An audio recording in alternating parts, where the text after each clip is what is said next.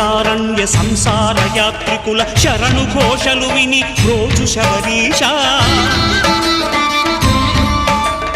పాపాలు దోషాలు ప్రక్షాళనము చేయు పంపానదీ తీర ఎరుడే నివాస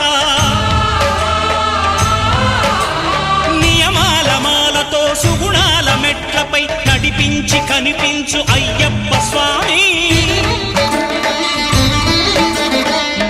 సంక్రాంతి సజ్జోతివై అరుదెంచి మహిమలను చూపించు మణికంఠ స్వామి